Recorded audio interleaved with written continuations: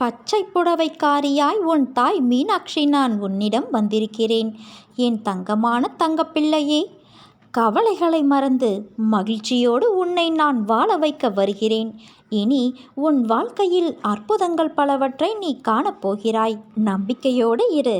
நம்பிக்கை இல்லாமல் எதையும் செய்யாதே. எவ்வளவு பெரிய துயரத்திலும் கூட என் மீது நம்பிக்கை வைக்கும்போது நான் உனக்கு நீ வேண்டிய அனைத்தையும் நிறைவேற்றி தருவேன். பொறுமையாக இரு. உனது கவலைகளை விட்டுவிடு. அனைத்தும் ஒரு முடிவுக்கு வரப்போகிறது என் தங்கமே. நீ கடுமையான வேதனைகளாலும் துயரங்களாலும் பாவங்களை அதிகமாக செய்திருந்தாலும் எனது தர்பாரில் பாதம் பட்டவுடன் உன்னிடத்திலிருந்து அத்தனையும் விலகிவிடும். நான் இருக்கையில் உனக்கு கவலை எதற்கு? கவலை வேண்டாம். அனுபவிக்க வேண்டும் என்ற சூழ்நிலைக்கு தள்ளப்படும் போது அனுபவித்தே ஆக வேண்டும். அதை தாங்கும் பக்குவமும் வேண்டும். நான் உன் அன்னை. நோய் நொடிகள் தாக்குவதால் அதன் சீற்றம் இப்போது அதிவேகமாக வளர்ந்திருக்கிறது. அதை விரட்ட என்னால் மட்டுமே முடியும். நிச்சயம் உன் அன்னை நான் விரட்டுவேன். உன்னோடு உன் அன்னை நான் இருக்கிறேன் என்ற நம்பிக்கையோடு இரு. கவலைப்படாதே. உன்னை முழுமையாக பரீட்சிக்க நினைத்தேன். எனக்கு மட்டும்தான் அதற்கு உரிமை இருக்கிறது. நானே அனைத்திற்கும் சர்வாதிகாரி.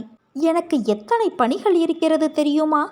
பிறப்பு, இறப்பு, படைத்தல், காத்தல், அழித்தல், காற்று, நீர், நிலம், ஆகாயம், சூரியன், சந்திரன், நட்சத்திரங்கள், இப்படி அனைத்து ஜீவராசிகளும் எனது கட்டுப்பாட்டுக்குள் இருக்கிறது.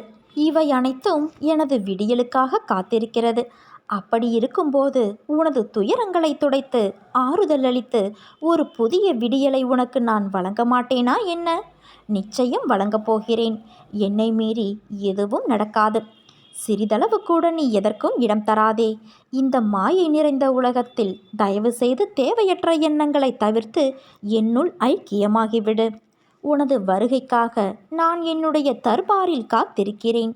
விரைந்து வா என் குழந்தையே. எனக்கு வேண்டியதை வாங்கி கொண்டு வா. என்னை நீ சரணாகதியடைந்தால் நான் நிச்சயம் உன்னை பாதுகாப்பேன். பொறுமையாக இரு. நம்பிக்கையோடும் இரு. உனக்கு எப்பொழுதும் உன் நிழலாக உன் அன்னை நான் இருப்பேன். என் பிள்ளையே, நீ என்னை வணங்கிய பிறகு சரியான பாதையில்தான் செல்கிறாய்.